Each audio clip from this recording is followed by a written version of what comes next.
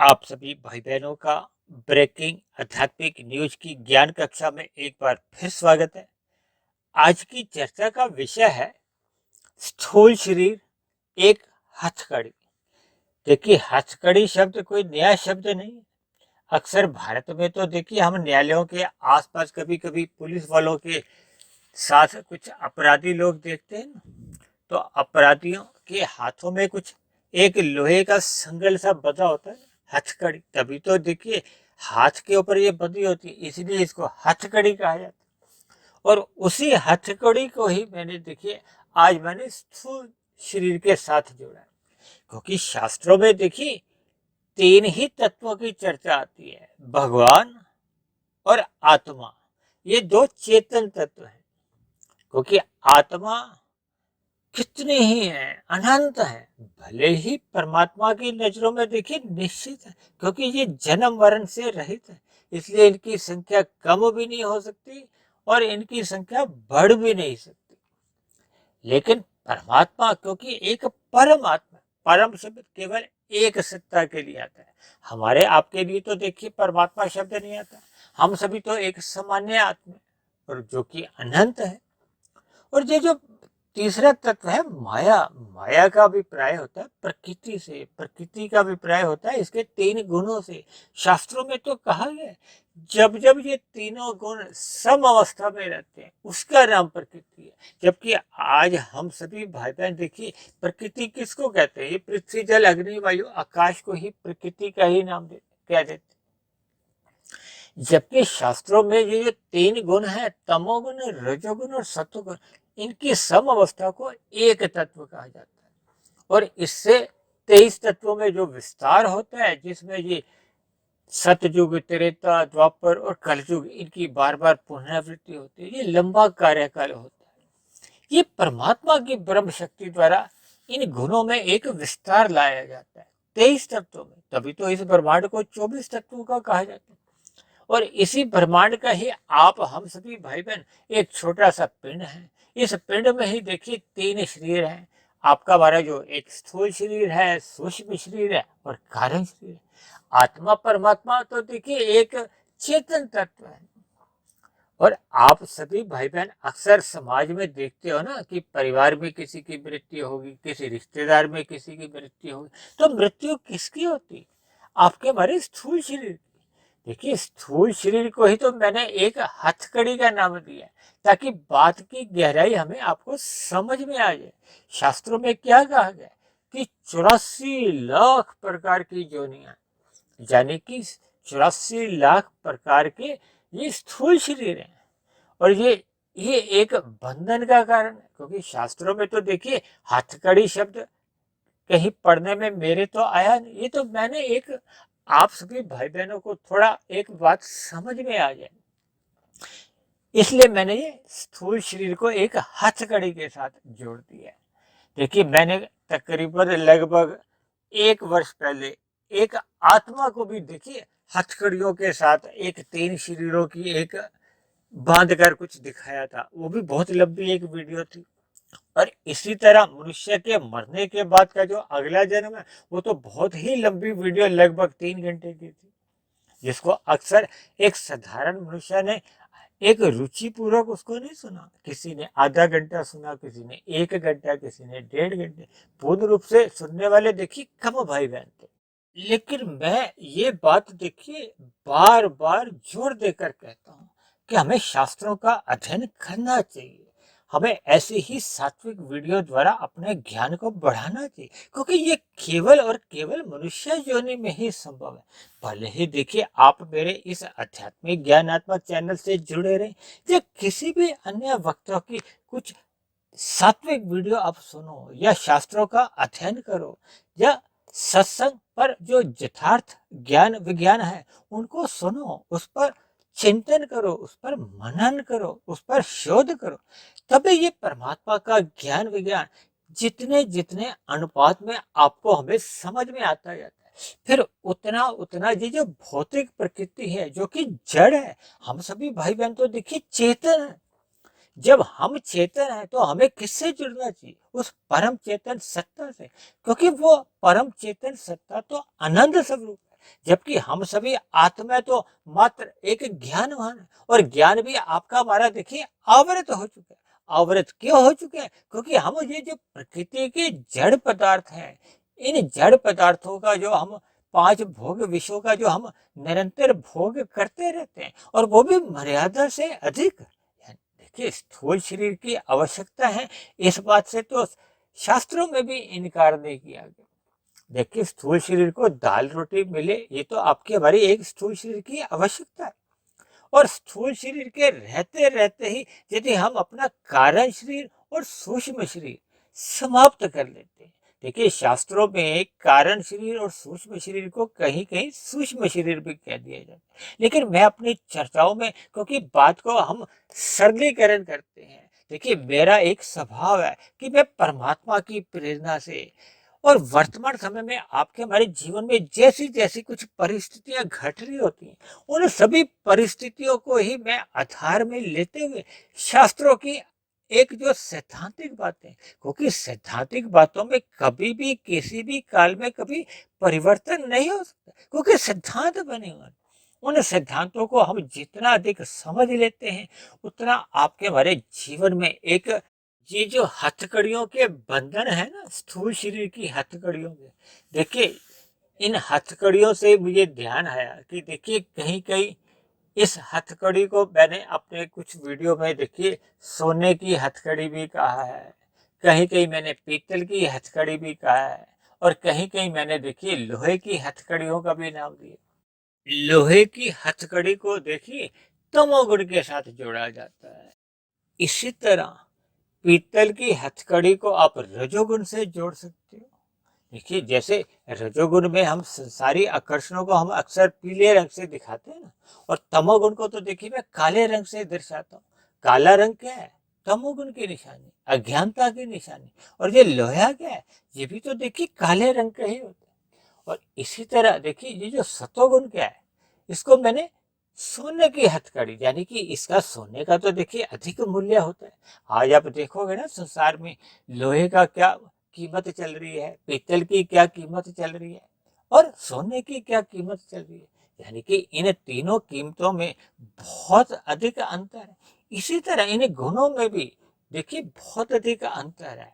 इसी प्रकार इन हथकड़ियों में भी देखिए आप अंतर महसूस कर सकते हैं। और ये जो मनुष्य से नीचे की जो 80 लाख प्रकार की जोनियां हैं, यानी कि 80 लाख प्रकार के जो नीचे की जोनियों की जो एक स्थूल शरीर है, देखिए कितने स्थूल शरीर तो हम प्रत्यक्ष अपनी आंखों से भी देख ही नहीं सकते। आपने अक्सर देखिए ये जो कोरोना का नाम भी सुना होगा, तो ये कोरोना भी देखिए मेरे हिसाब से ये एक प्रकार की जो नहीं है, क्योंकि देखिए ये एक वायरस है, और वायरस को क्या कहा जाता है? विषाणु कहा जाता है। इसी तरह आपके हमारे देखिए शरीर के भीतर ही कितने ही प्रकार के जीवाणु होते हैं। जीवाणु देखिए अक्सर आपने सुना होगा ना कि दही में कितने ही प्रकार के एक बैक्टीरिया जिसको कहते हैं ना, उसी को तो जीवाणु कहते हैं। बैक्टीरिया इंग्लिश में कहते हैं और जीवाणु हिंदी में कहते हैं। तो दही में भी कितने ही प्रकार के जीव होते हैं, जिसको अक्सर देखिए वैज्ञानिक लोग कहते हैं ना कि दूरबीन से वो देखे जाते हैं। दूरबीन का अभिप्राय ये जो सूक्ष्म दर्शी जो यंत्र होते हैं, और कुछ तो देखिए ऐसे सूक्ष्म जीव हैं जिनको दूरबीन से भी नहीं देखा जाता। देखिए ये तो परमात्मा की इतनी विचित्र ये प्रकृति है, ये जो 84 लाख प्रकार की जोनियां है। अक्सर कलयुग में देखिए एक मनुष्य अपने मिले हुए जीवन को अधिक महत्व नहीं देता। महत्व किनको देता? वो विषय भोगों को। देखिए शास्त्रों का अध्ययन आप जितने जितने गहरे तल पर करोगे, तो फिर परमात्मा की विशालता का कहो, परमात्मा के दिव्य गुणों का जैसे जैसे आपको बोध होने लगेगा, तो फिर सहज ही परमात्मा से तो आपकी प्रीति होने लगेगी। और फिर ये जो प्रकृति के जो पांच भोग्य विषय हैं, इनसे सहज ही आपको ज्ञान पूर्वक वैराग्य उत्पन्न होने लगेगा। देखिए मैंने कुछ समय पहले एक वीडियो तैयार की थी।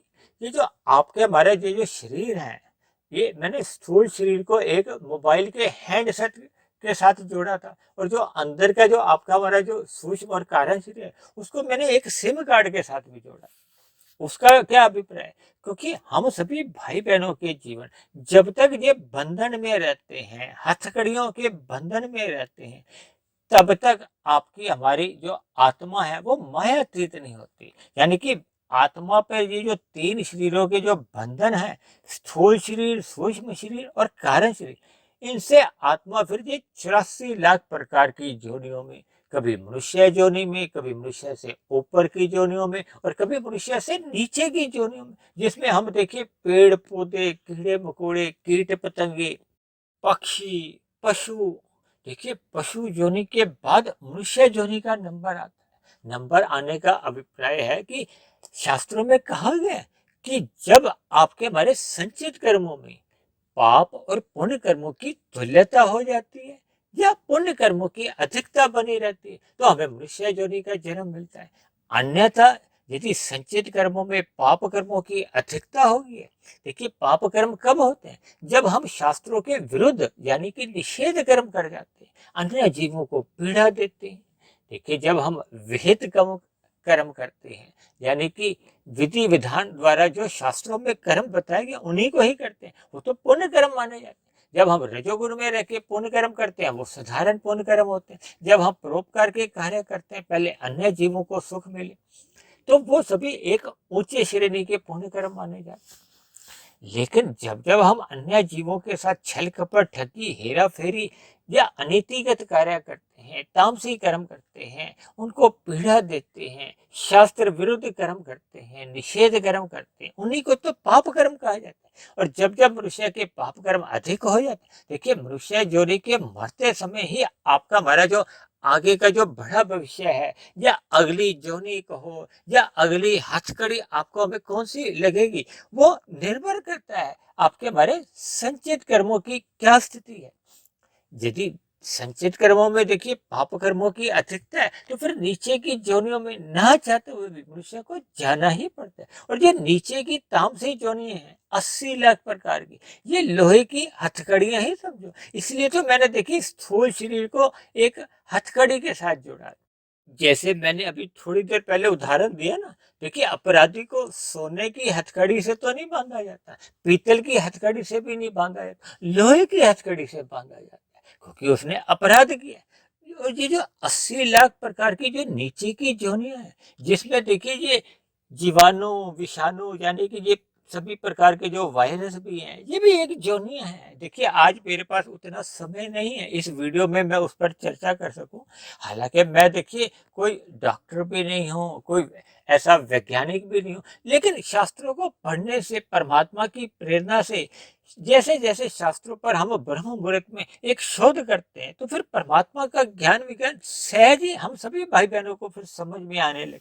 इसीलिए देखिए मैं अपने सभी वीडियो में लगभग ब्रह्म मुहूर्त पर बहुत ही जोर देकर कहता हूँ कि हम सभी भाई बहनों को अपने मिले हुए जीवन में सत्वगुण बढ़ाना चाहिए, क्योंकि मनुष्य जोनि भले ही रजोगुण प्रधान है, लेकिन ये सत्वगुण बढ़ाने का आपके हमारे पास एक अवसर है। जैसे जैसे हम देखिए सत्वगुण बढ़ाते हैं, तो फिर हमारा जो विशुद्ध सत्वगुणी सत्ता है, परमात्मा है, उसकी विशालता का हमें बोध होने लगता है। फिर हम देखिए सकाम भाव से कर्म ही नहीं करते। देखिए जब जब हम निष्काम भाव से कर्म करते हैं, जिसका भगवान श्री कृष्ण ने अर्जुन को माध्यम बनाते हुए हम सभी भाई बहनों को निष्काम कर्म करने की एक प्रेरणा दी है, उसी का नाम तो देखिए कर्म योग है। देखिए जब हम कर्म योग में स्थित हो जाते हैं, तो फिर हम परमात्मा से जुड़ने लगते हैं। फिर ये जो आपके हमारे जो स्थूल शरीरों की जो हथकड़ियां है ना, ये थोड़ी कमजोर होने लगती है, क्योंकि जब हम सकाम भाव से कर्म ही नहीं करें, तो फिर आपके हमारे संचित कर्मों का कर्माशय ही नहीं बनेगा। जब संचित कर्मों का कर्माशय न्याय तो बनेगा नहीं, और पुराना तो देखिए हम धीरे धीरे भोग ही रहे। और परमात्मा के यहाँ तो देखिए एक ऐसी व्यवस्था है कि यदि हम स्थूल शरीर के रहते रहते, जो कि आपका हमें देखिए मनुष्य जीवन मिला है, और स्थूल शरीर के रहते रहते यदि हम अपना कारण शरीर समाप्त कर लेते हैं। कारण शरीर समाप्त कब होता है? जब आपके हमारे कारण शरीर में अज्ञानता के कहो, भोग के जो एक बुरे संस्कार हैं, वो दग्ध बीज हो जाते हैं। देखिए जब बीज को एक जला दिया जाता है, तो उसमें कोई अंकुरण की संभावना तो रहती नहीं।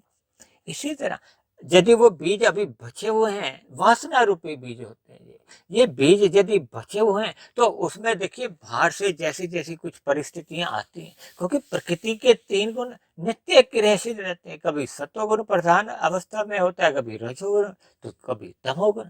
तो जैसे जैसे आपके हमारे कार्य शरीर में इनका एक अनुपात होता है, तो वैसे वैसे ही क्रिया की प्रतिक्रियाएं होती हैं। यानी कि आपके हमारे कार्य शरीर में जैसे जैसे संस्कार बने होते हैं, फिर आपके मन बुद्धि में वैसे वैसे फुरने उठते हैं।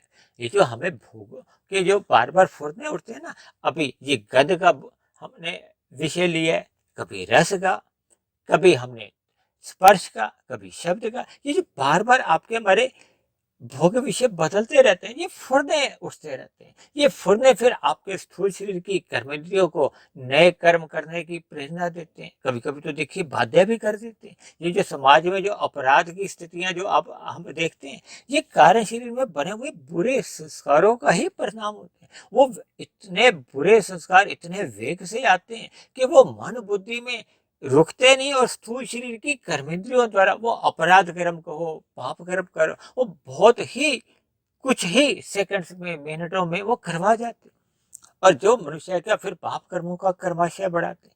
इसीलिए कहा जाता है कि स्थूल शरीर के रहते रहते यदि हम अपना कारण शरीर, सूक्ष्म शरीर समाप्त कर लेते हैं, तब ऐसी स्थिति में फिर देखिए हम स्थूल शरीर के रहते रहते फिर मायातीत हो जाते हैं। क्योंकि जब आपका हमारा देखिए सिम कार्ड अंदर का, जिसको मैंने देखिए एक वीडियो में जिक्र किया, जब आपका हमारा सिम कार्ड खत्म हो गया, उसमें सारी जानकारियां समाप्त हो गई, उसमें सारे संस्कार हमने समाप्त कर दिए, यानी ऐसी स्थिति बनने पे फिर वो नया हैंडसेट की तो जरूरत ही नहीं होती। यानी आपको जब हमारा कारण शरीर, सूक्ष्म शरीर समाप्त हो जाता है, तो स्थूल शरीर के मरने के बाद फिर नए स्थूल शरीर की कहो या नई हथकड़ी का कोई प्रयोजन ही नहीं रहता। यानी कि तब ऐसी स्थिति में आत्मा मायातीत की स्थिति में होती है, जिसको मोक्ष काल कहा जाता है। उसी मोक्ष काल में ही एक आनंद की स्थिति होती है, क्योंकि परमात्मा तो देखिए आनंद स्वरूप सत्ता है। इसीलिए तो हम सभी भाई बहनों की आत्मा सदा क्या ढूंढती है? आनंद। आनंद के ही देखिए हम अज्ञानतावश ये जो बड़े बड़े सुख हैं, ये जो 5 भोग्य विषय हैं, इनमें हम ढूंढते हैं। देखिए ये प्रकृति के पदार्थ तो स्वभावश आपको हमें सुख देते हैं, फिर ये सुख ही एक समय सीमा के बाद दुख में तब्दील हो जाते हैं। देखिए हम पहला रसगुल्ला खाते हैं तो बड़े चाव से खाते हैं, अच्छा लगता है, दूसरे में हमें उतना सुख नहीं मिलता, और तीसरे में और भी कम, और चौथा पांचवा यदि हम खाते हैं तो क्या मिलता है? हमें दुख मिलता है। ये प्रकृति के पदार्थों का एक स्वभाव है, जिसको मनुष्य सत्संग के अभाव में समझ नहीं पाता, और मनुष्य बार बार ये जो 84 लाख प्रकार की योनियों में जन्म मरण अपना कर्मों के आधार पे कहो, संस्कारों के आधार पर उसका होता रहता है। तो ये बार बार आपके हमारे स्थूल शरीर की हथकड़ियां बदलती रहती हैं। और अक्सर देखिए कलयुग में क्या देखा जाता है कि मनुष्य के मरते समय कुछ ऐसी स्थितियां होती हैं, भले ही देखिए संसार में किसी के मरने पे कह दिया जाता है कि अमुक अमुक मनुष्य का स्वर्गवास हो गया, यानी कि वो स्वर्गों में चले गए, यानी कि उसकी एक एक सदगति हुई है।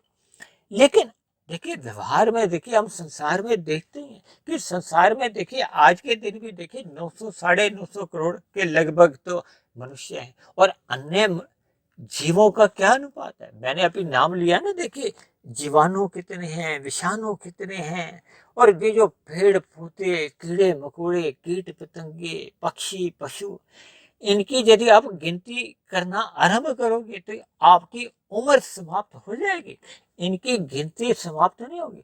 यानी कि हमें अपने मिले हुए जीवन के महत्व को समझना चाहिए कि मनुष्य जीवन पाकर हमें अपने जीवन का सदुपयोग करते हुए साधना करनी चाहिए। साधना कब आरंभ होती है? जब मनुष्य निष्काम भाव से कर्म करने आरंभ करता है, यानी कि कर्म योग में स्थित हो जाता है, फिर अपने आप को ज्ञान योग में स्थित करता है, फिर वो भक्ति योग में जैसे जैसे स्थित हो जाता है, तो फिर उसके कारण शरीर में जो अज्ञानता के भोगों के जो संस्कार दग्ध बीज होने लगते हैं, और एक ऐसी स्थिति आती है कि मनुष्य स्थूल शरीर के रहते रहते मायातीत हो जाता है, यानी कि इन जो स्थूल शरीर की हथकड़ियों से उसका सदा सदा के लिए एक बंधन छूट जाता है।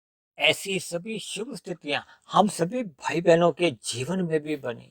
इन्हीं शुभ कामनाओं के साथ आज की चर्चा विशेष को हम यहीं विश्राम देते हैं। यदि बनी हुई वीडियो आपको अच्छी लगी हो, ज्ञानवर्धक लगी हो, आपकी हथकड़ी खुलने का एक आपको ज्ञान मिला हो, तो मेरी आप सभी भाई बहनों से विनती है कि इस बनी हुई वीडियो को आप अन्य भाई बहनों की भी ये जो हथकड़ियां हैं खोलने में मदद करने के लिए इस वीडियो विशेष को अन्य भाई बहनों में भी शेयर करें, ताकि समाज में हम सभी भाई बहनों के अपने मिले हुए जीवन की हथकड़ियां टूटती जाएं और हम सभी भाई बहन मायातीत की स्थिति में पहुंच आनंद की प्राप्ति करें। और यदि फिर भी मेरी बनी हुई वीडियो विशेष पर आपको किसी प्रकार की कोई शिकायत हो, आपका कोई प्रश्न हो, तो आप नीचे दिए गए कमेंट्स बॉक्स पर जाकर अपने प्रश्न या अपनी शिकायत या आपका कोई सुझाव हो तो आप अपना सुझाव भी लिख सकते हो। तो अब चर्चा विशेष को यहीं विश्राम देते हैं। कल फिर मिलते हैं एक नए विषय को लेकर, एक नए संदेश के साथ। तब तक आप सभी भाई बहनों का बहुत बहुत धन्यवाद।